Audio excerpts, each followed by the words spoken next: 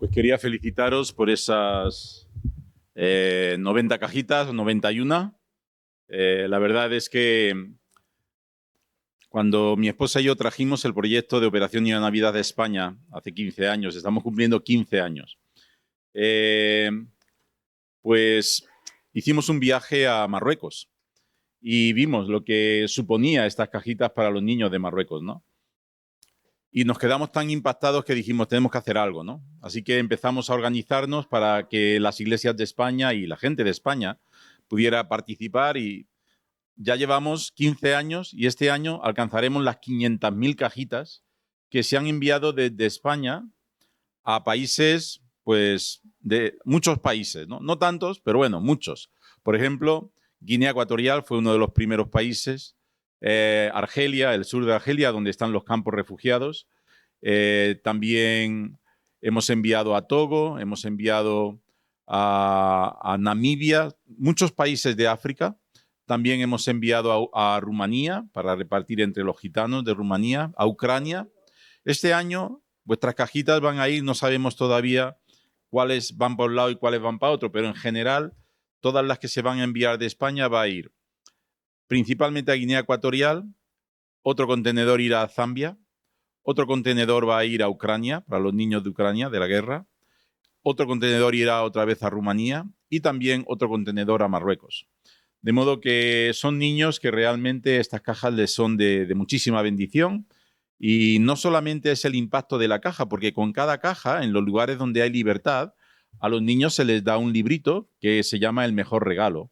Ese librito cuenta la historia de Jesús y les invita a los niños a comenzar un curso que se llama La Gran Aventura, un curso que son 3 meses de enseñanza. Ese curso, La Gran Aventura, es como un discipulado para niños, que lleva a los niños en un proceso para que puedan conocer a Jesús. El año pasado, más de 2 millones de niños en todo el mundo abrieron su corazón a Jesús al recibir este curso.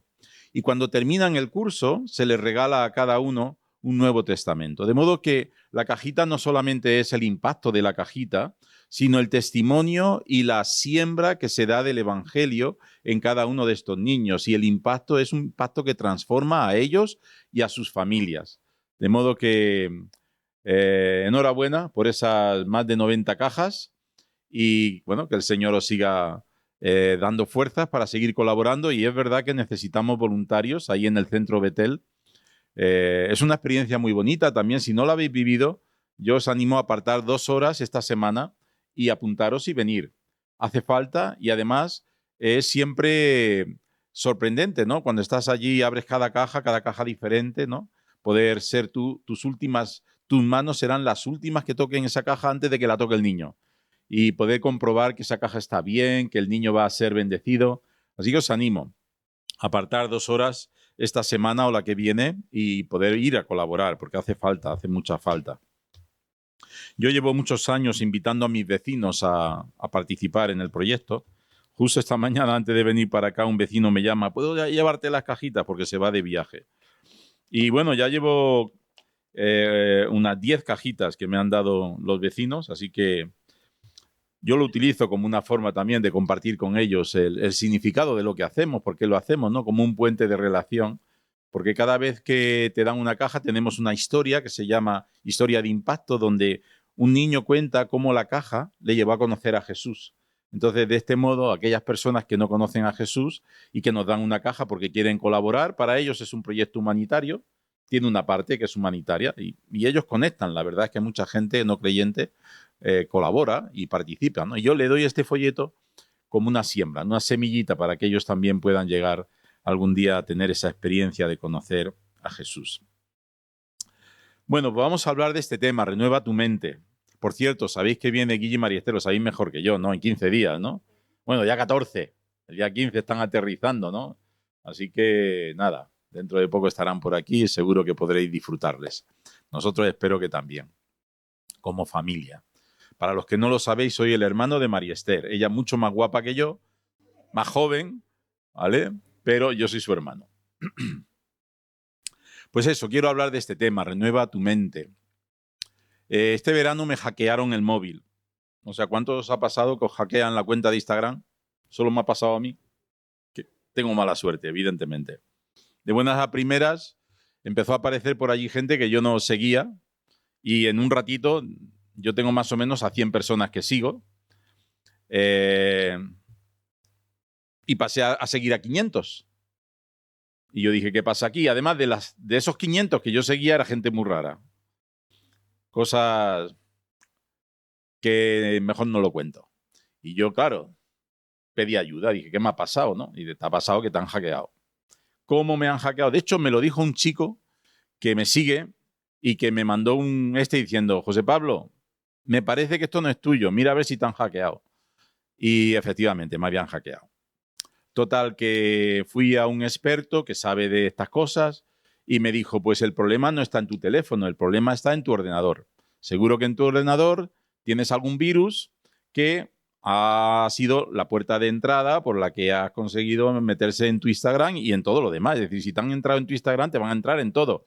En la cuenta del banco, en todo, ¿no? Y claro, te asusta. Cuando te dicen lo del banco, ya asusta más que el Instagram.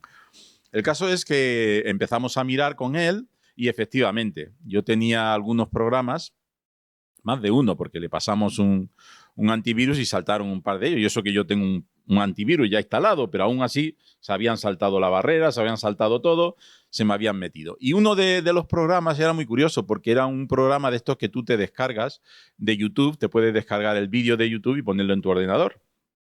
Y este programa lo hacía, te descargaba, pero a la vez que tú estabas descargando el vídeo de YouTube, él te estaba creando una puerta de entrada en tu ordenador que te conectaba con un ordenador en China. Todo esto lo vio el experto, yo no sabía nada de esto.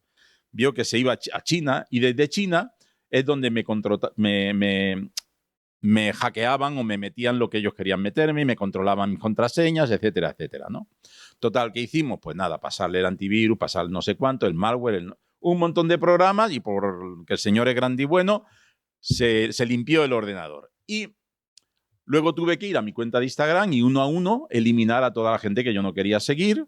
Y bueno, después de una mañana de mucho trabajo, conseguí liberarme de los virus, de los hackers y de toda esta gente. Aunque uno no sabe nunca si de verdad está libre o no. Pero al menos en lo evidente, mi cuenta de Instagram está por ahora bien. Me podéis seguir si queréis, porque de vez en cuando pongo algunos mensajitos y no hay nada raro.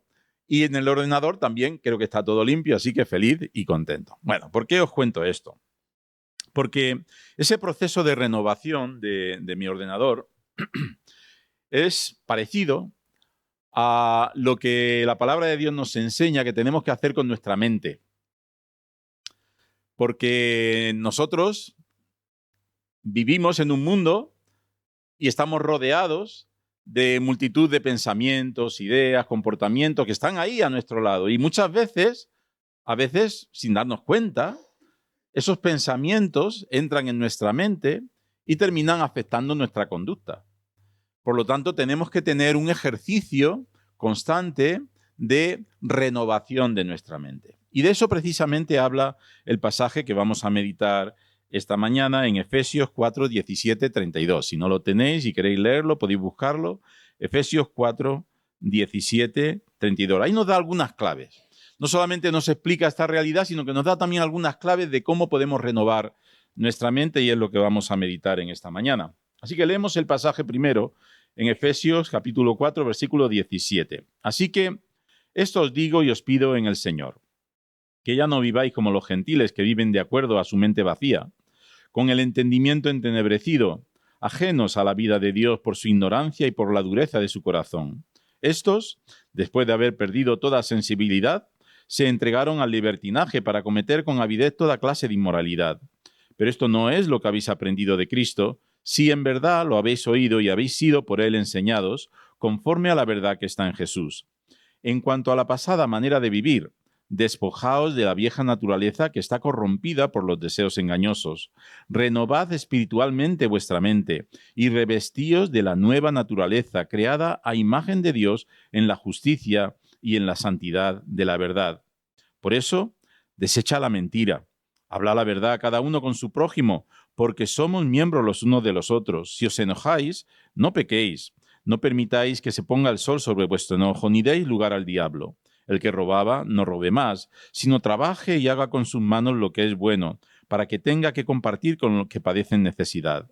Ninguna palabra obscena salga de vuestra boca, sino la que sea buena para la necesaria edificación, para beneficio de los oyentes. Y no entristezcáis al Espíritu Santo, con el cual fuisteis sellados para el día de la redención. Quítese de vosotros toda amargura, enojo, ira, gritería, calumnias y toda malicia. Antes sed bondadosos unos con otros, misericordiosos, perdonándoos unos a otros, como Dios también os perdonó en Cristo. Aquí vemos, por un lado, lo que es esto lo tengo que encender. Lo que es la humanidad corrompida. Nos da una descripción, cómo es esa naturaleza en la que nosotros vivíamos durante un tiempo. Por otro lado, cómo es la humanidad regenerada, lo que Dios ha hecho por medio de su obra en cada uno de nosotros, que nos ha regenerado, aunque estábamos corrompidos. Él ha hecho una transformación y nos ha regenerado. Y por otro lado, nos habla también acerca del proceso por el cual podemos mantener limpia nuestra mente. Y si mantenemos limpia nuestra mente, vamos a poder también tener una conducta limpia. De modo que de todo esto vamos a estar viendo y hablando esta mañana. Para entender este pasaje es bueno que hagamos un breve repaso de lo que es el libro de los Efesios, los capítulos previos, ¿vale? En el capítulo 1 lo que encontramos es que Pablo está presentando el plan perfecto y completo que Dios tiene para la humanidad en Cristo. Él nos creó para alabarle, para alabanza de su gloria, y explica todo lo que Él ha hecho para que nosotros podamos vivir una vida plena, una vida auténticamente humana, una vida llena de sentido, de propósito. Eso es lo que explica el capítulo 1. Habla de que es como un misterio desvelado. Dios ha desvelado ese misterio en Cristo y ahora tenemos la oportunidad de participar de este gran proyecto de Dios. En el capítulo 2 nos explica por qué no disfrutamos de ese proyecto, y es que todos, por naturaleza, hemos nacido bajo pecado. Hemos nacido pecadores y cometemos pecado, y cada vez que pecamos nos alejamos de Dios y tenemos una naturaleza que le ha dado la espalda a Dios, y como consecuencia estamos bajo el poder de aquel que gobierna este mundo, que es Satanás, influenciados por él, viviendo una vida muy lejos de lo que era el propósito de Dios. Eso así empieza el capítulo 2, pero inmediatamente ahí hay un versículo que creo que todos sabemos, ¿no? Que dice: por gracia sois salvos por medio de la fe. Esto no es de vosotros, es un regalo de Dios, no por obras, para que nadie se gloríe. Es decir, que aunque nosotros estábamos bajo ese dominio del pecado, Cristo ha venido y por su gracia nos ha sacado, nos ha liberado de esa realidad y nos ha dado una nueva oportunidad, nos ha regenerado, ¿no? Eso es lo que habla el capítulo 2 y nos explica también cómo esa regeneración ha traído ha roto las barreras que separaban a los hombres. Ha creado una nueva humanidad, habla de una nueva humanidad, lo que Dios ha hecho. Capítulo 2 es un capítulo precioso, ¿no? El capítulo 3 describe cómo Dios está creando esa nueva humanidad. En el 2 nos dice: esto es la nueva humanidad. ¿Y cómo Dios está creando esa nueva humanidad? Nos dice el proceso y habla de la iglesia. La iglesia es el plan de Dios para que esta nueva humanidad funcione, para que esta nueva humanidad sea una luz al mundo, sea la sal y la luz del mundo. De modo que el capítulo 3 nos ayuda a ver el papel que la iglesia juega dentro de ese plan de Dios, y el 4 sigue hablándonos de cómo la iglesia es ese plan de Dios. De hecho, hay un versículo, el versículo justo anterior al que acabamos de leer, ¿no? El versículo...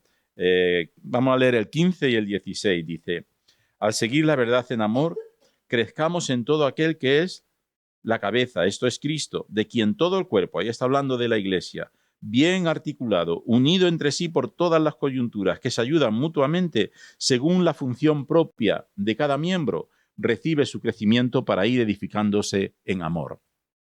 Hemos cantado mucho del amor esta mañana, y es verdad que el amor juega un papel clave dentro de lo que es la nueva vida en Cristo. Pero eso es la que juega también un papel clave en lo que es la iglesia. La iglesia es un cuerpo que funciona muy bien engranado cuando cada miembro está sirviendo por amor a los demás, ¿no? De eso nos está hablando este pasaje. Pero, pues, encontramos que a veces incluso los creyentes entramos en dinámicas y hacemos cosas que no están bien. ¿Qué podemos hacer frente a eso? Pues de eso es de lo que van justo los versículos que acabamos de leer. Entonces, lo primero que vamos a ver es, bueno, pararnos un momento a ver cómo es esa humanidad corrompida que describe aquí Pablo, ¿no? Y ahí tenéis los versículos y cada una de las cosas que dice acerca de esta humanidad corrompida. Dice que es mentirosa, que es irascible, que es ladrona, que es holgazana, que es mal hablada, que es rencorosa, que es gritona, que es maliciosa. Bueno, la verdad es que no sé si le falta algún otro adjetivo, pero de luego se ha quedado a gusto Pablo haciendo esta descripción, ¿no?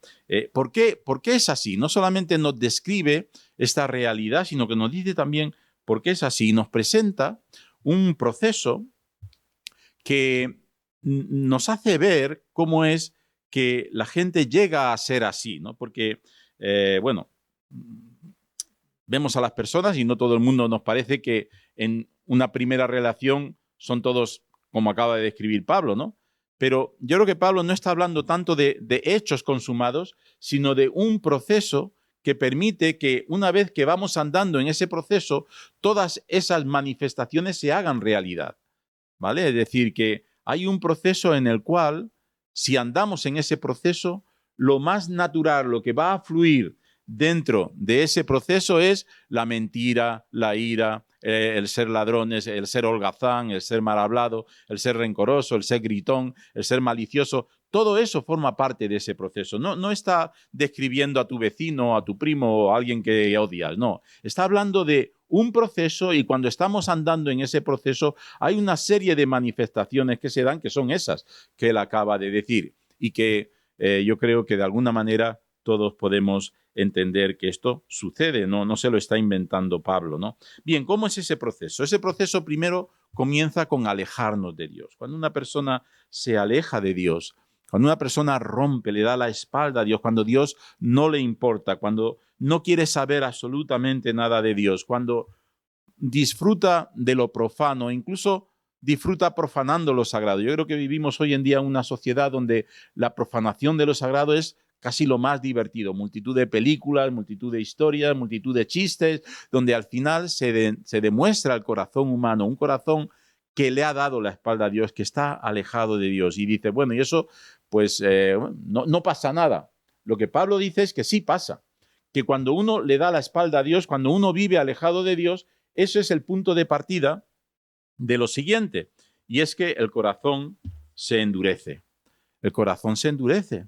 Es decir, también la misma palabra que utiliza ahí el apóstol Pablo de endurecer es ceguera. El corazón se vuelve ciego a las cosas espirituales, ciego a las cosas de Dios. Es un corazón además como de piedra, donde todo le resbala, donde tú le hablas acerca de las cosas de Dios, acerca de la Biblia, acerca del amor de Jesús, acerca de todo lo que hemos hecho aquí esta mañana y todo eso le resbala porque tiene el corazón como una piedra.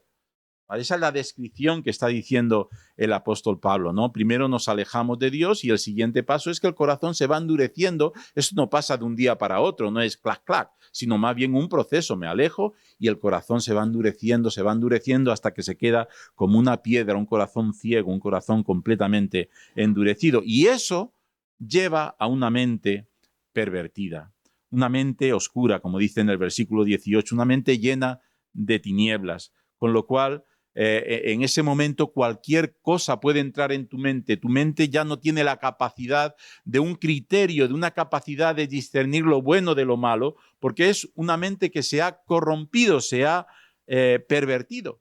Y lo que antes te podría parecer normal, pues ahora ya te parece que es malo, y lo que antes te parecía que era malo, ahora ya te parece normal, y la mente se va transformando, pero en una mala dirección, se va degenerando, ¿no? Dice además en el versículo 19 que llegan a perder toda sensibilidad. Y dice que dejan de sentir vergüenza.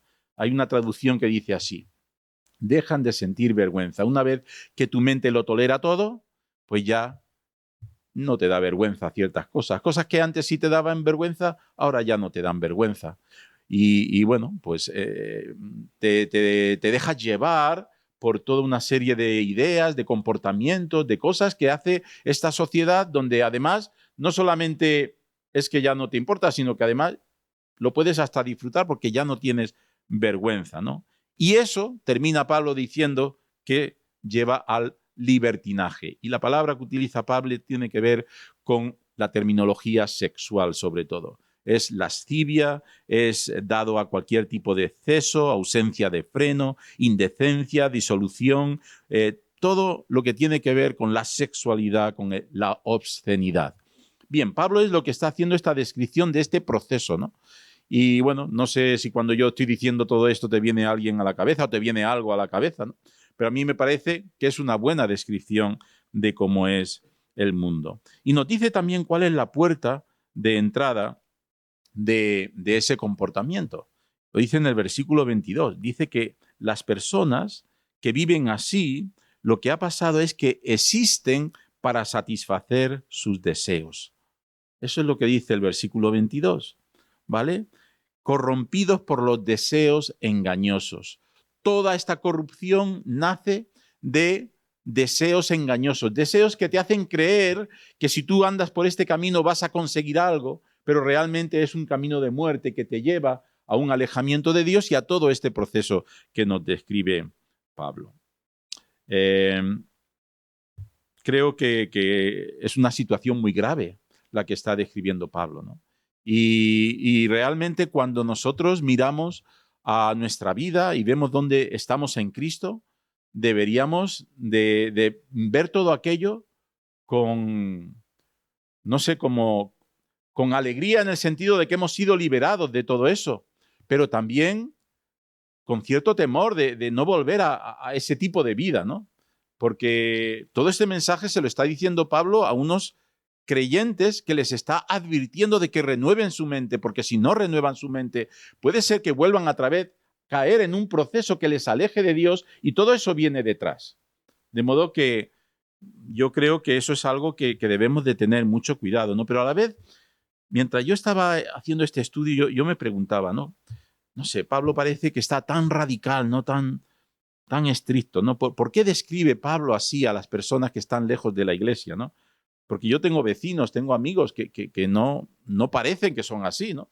No son gente que está chillando todo el rato, están mintiendo todo el rato, están robando todo el rato, no, no, son gente, vamos a decir, normal, ¿no? Yo creo que hay varias razones. Por un lado, yo creo que Pablo conocía el contexto de donde venían aquellos que recibían la carta. Pablo escribe esta carta a la iglesia de Éfeso y él fundó la iglesia de Éfeso, él sabía cómo eran ellos. Es decir, que él no está diciendo todo el mundo así, no, está hablando, acordaros de cómo era vuestra vieja manera de vivir, de modo que sí hay gente que sabemos que es así. Y ellos, en este caso, Pablo está apuntando a cómo era su realidad. Eso por un lado. También Pablo, cuando hace esta descripción de lo que es la humanidad caída, la humanidad alejada de Dios, él también conocía su propio corazón. Es decir, Pablo era un legalista. Bajo los cánones de su cultura y de su pueblo judío, él era una persona muy maja, muy buena, muy estricto, porque era fariseo e intentaba comportarse todo de una manera, vamos a decir, aparentemente correcta. Pero Pablo era un asesino.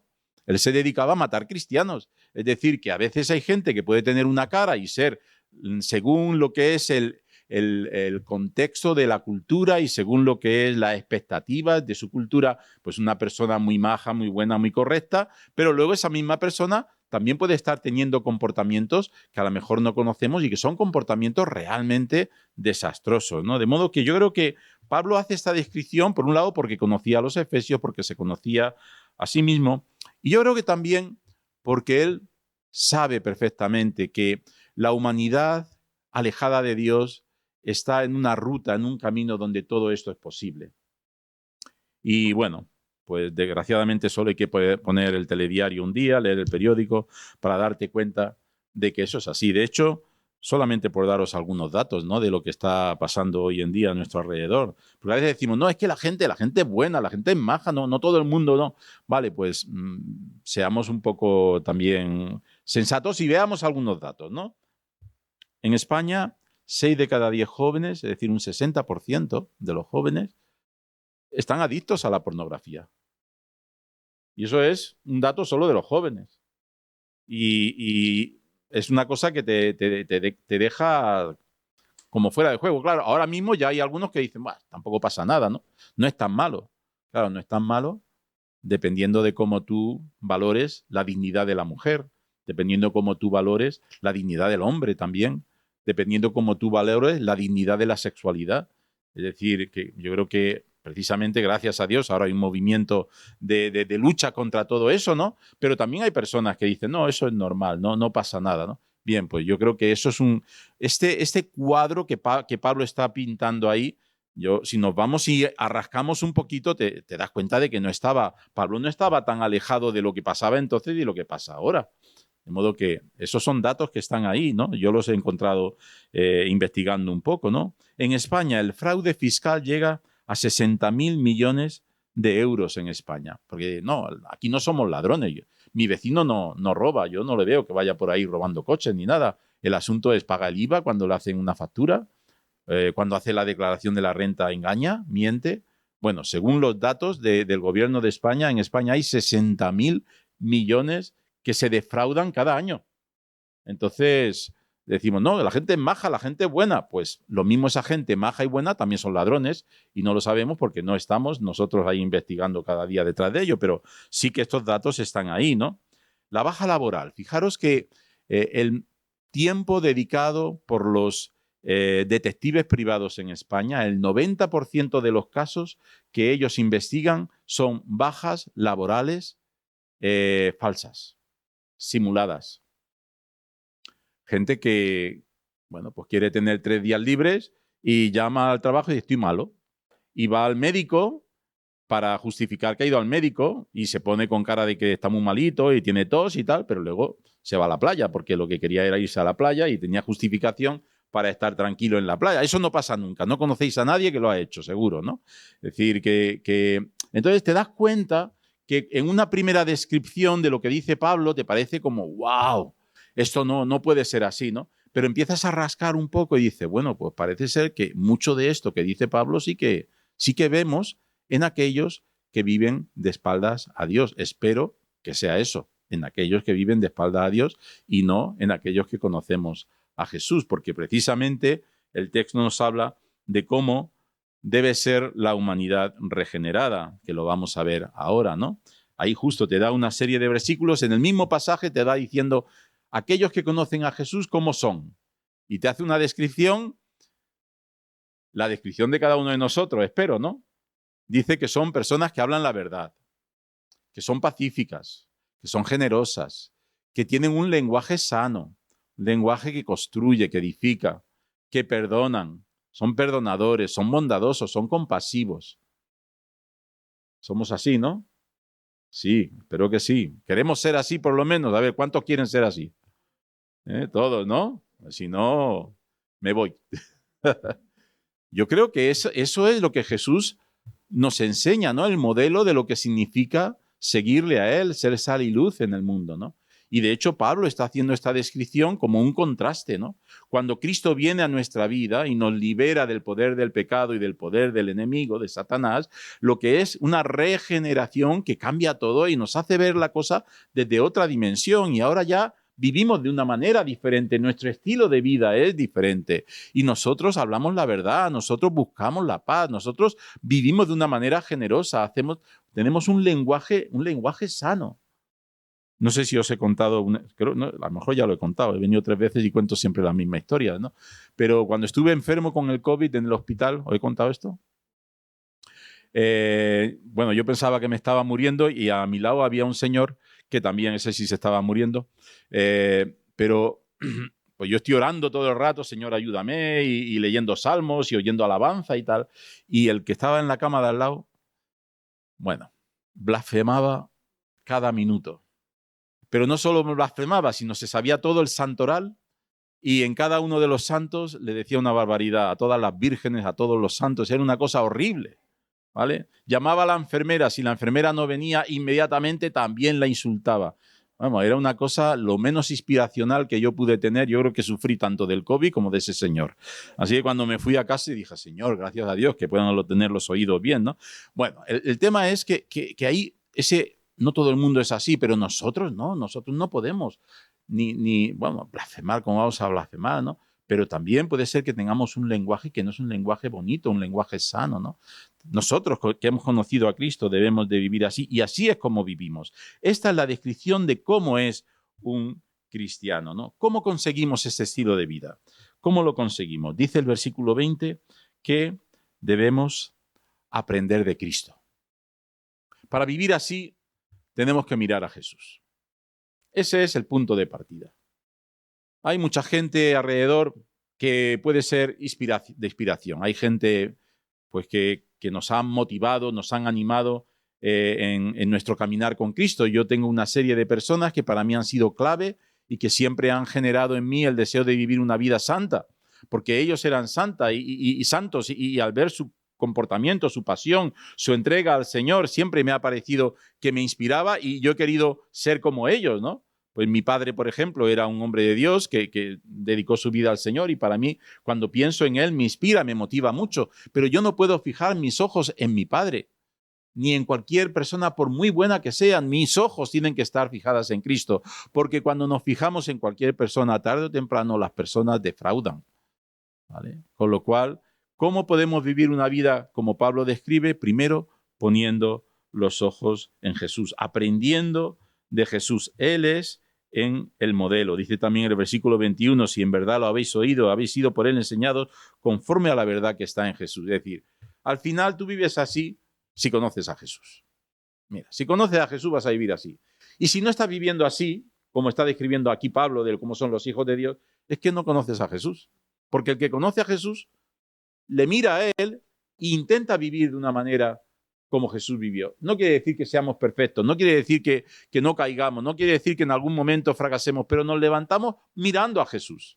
De modo que, ¿cómo podemos vivir así? Primero, mirando a Jesús. Segundo, renunciando a los deseos, a ver que me estoy aquí yendo, renunciando a los deseos engañosos, renunciando a todo aquello que está viniendo a nuestra mente y que está intentando crear, seducir nuestra mente.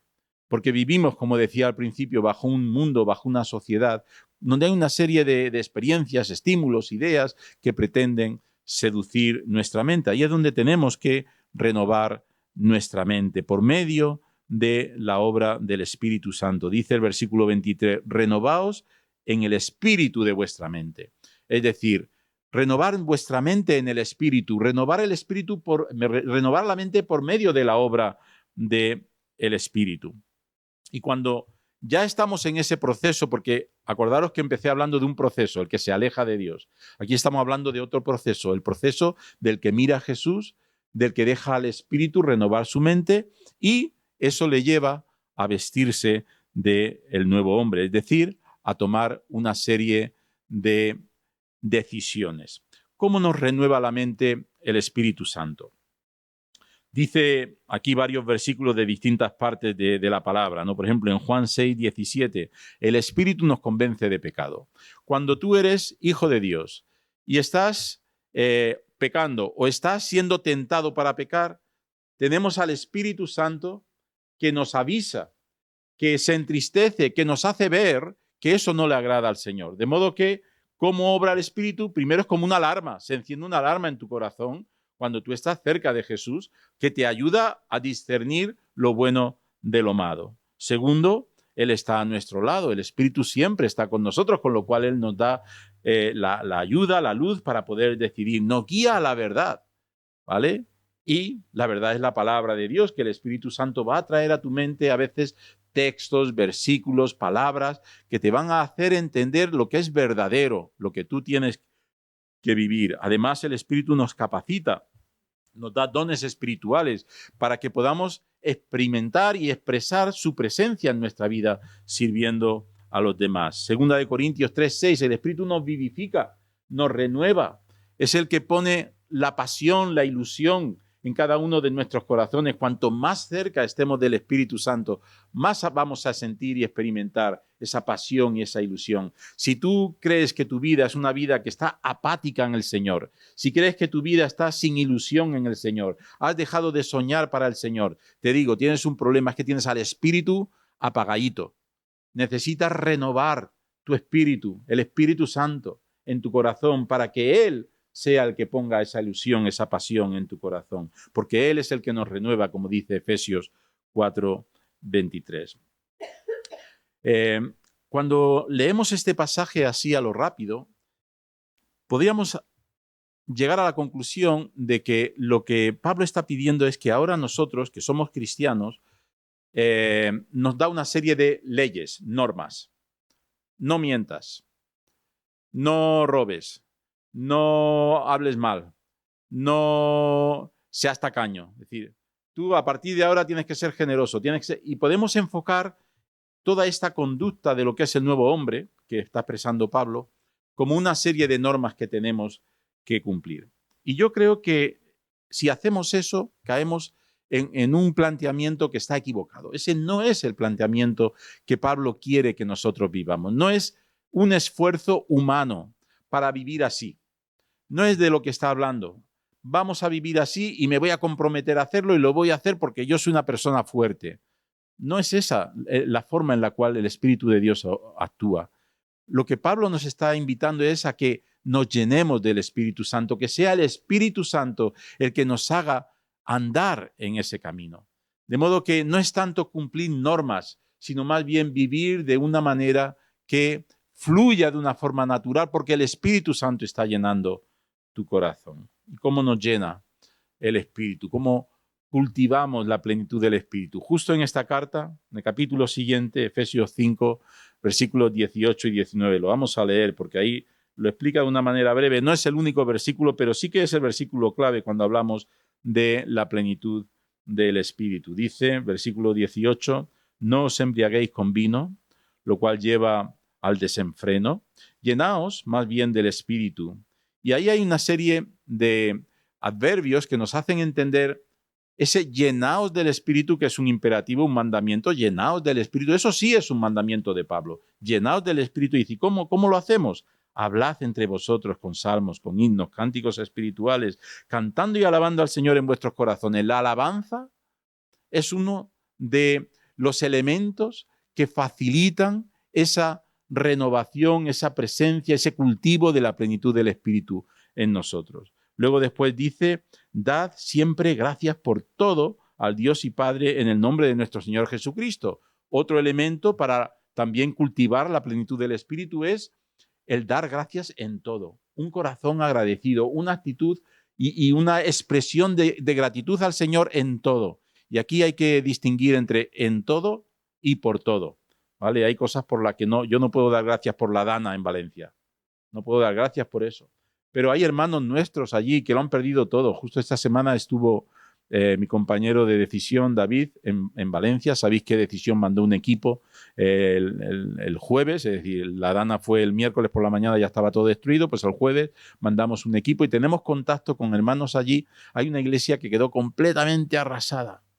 Pues esa iglesia buscó un local y todos los hermanos, en vez de dedicarse a limpiar su iglesia, se dedicaron principalmente a servir a todos los que estaban afectados. Y montaron un comedor de campaña y empezaron a dar comida a todo el mundo. A ver, ¿esto cómo es posible? Porque hay un corazón agradecido al Señor. Sin saber por qué Dios permite las cosas, podemos dar gracias a Dios que Él está a nuestro lado, que Él está para fortalecernos, para ayudarnos, y podemos buscar cómo ser instrumentos en sus manos en medio de tanto dolor. De modo que un corazón agradecido, una actitud de agradecimiento, una expresión de agradecimiento, eso cultiva también la plenitud del Espíritu. Y luego dice también el versículo 21, someteos unos a otros por respeto a Dios, por el temor al Señor. La palabra someteos tiene que ver con poner en orden. Es como cuando un general dice firmes, ¿vale? Y todo el mundo se pone firmes. Bien, poner en orden de acuerdo a la palabra de Dios, con el temor de Dios. ¿Cómo cultivamos la plenitud del Espíritu? Cuando ponemos orden en nuestra vida de acuerdo a la palabra que encontramos en la Biblia. Y cuando estamos haciendo todo eso de una manera constante, igual que hablábamos antes de un proceso, cuando hablamos de este proceso, todo lo que Pablo habla aquí sale de una manera espontánea, sale de una manera, fluye de manera natural. Por eso es algo tan bonito y tan precioso dejar que sea el Espíritu de Dios quien nos haga ser así, y no tanto hacerlo de una manera legalista, porque aquellos que lo hacen de manera legalista terminan cansándose, terminan quemándose y terminan además pensando que esto no tiene mucho sentido, porque la lucha con las emociones es demasiado grande como para hacerlo solos. No podemos hacerlo por nosotros, tenía que hacerlo el Espíritu Santo en cada uno de nosotros. Vamos a ir acabando. Hablábamos al principio de renovar tu mente. Hemos visto que Dios tiene un plan, está creando una nueva humanidad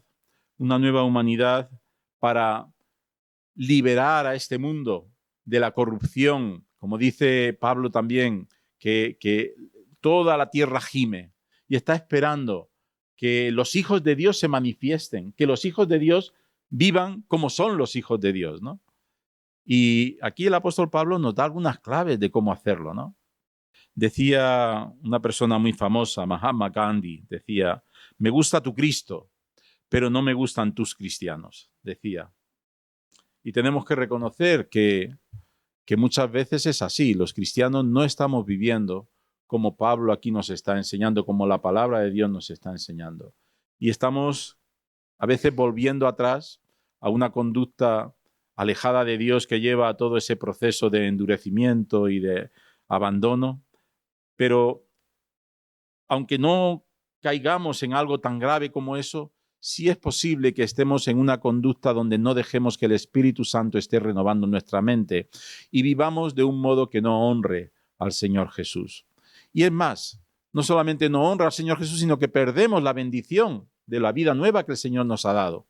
Porque el Señor quiere que tengamos paz en nuestro corazón. Mi paz os dejo, mi paz os doy, yo no os la doy como el mundo la da. No se turbe vuestro corazón ni tengáis miedo. ¿Y por qué no tengo paz? Pues porque no estás dejando al Espíritu Santo que Él haga esa obra en tu vida, ¿no? El Señor Jesús dijo, venid a mí todos los que estáis trabajados y cargados, que yo os haré descansar. Y nosotros que somos cristianos vamos con la carga, vamos con la ansiedad, vamos con un montón de problemas y no sentimos el descanso de Jesús. ¿Qué está pasando? Está pasando que no estamos dejando que el Espíritu Santo refresque y renueve nuestro corazón y nuestra mente. Decir que al final, aunque no volvamos atrás, vivimos una vida cristiana mediocre, una vida cristiana donde no experimentamos todo lo que es el plan de Dios, de esa nueva humanidad que Jesús quiere para cada uno de nosotros. De modo que mi invitación esta mañana es a que busquemos al Espíritu, a que dejemos que sea el Señor quien guíe nuestra vida, que fijemos nuestros ojos en Jesús, para que de este modo podamos llevar esa luz a nuestro mundo que tanto lo necesita.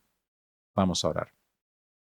Padre amado, muchas gracias que tú nos has dado en tu palabra las instrucciones y también la manera en la cual podemos vivir de un modo que tú has pensado para cada uno de nosotros, de un modo que realmente trae bendición a nuestras vidas, Señor. Y te pedimos perdón porque muchas veces nos olvidamos, nos relajamos y no estamos dedicándonos a todo lo que tú pides. Te pedimos perdón, Señor, pero a veces, Señor, en esta mañana queremos renovar nuestro compromiso, nuestro deseo, nuestro corazón para esforzarnos en esta renovación del espíritu en nuestra vida, buscar que sea su plenitud la que marque el día a día y así, Señor, poder disfrutar de tus bendiciones, pero también, Señor, cumplir aquello para lo cual tú nos llamaste. Y, Señor, nos presentamos delante de ti y te damos gracias porque tú nos conoces, nos escuchas y nos ayudas. En el nombre de Jesús, amén.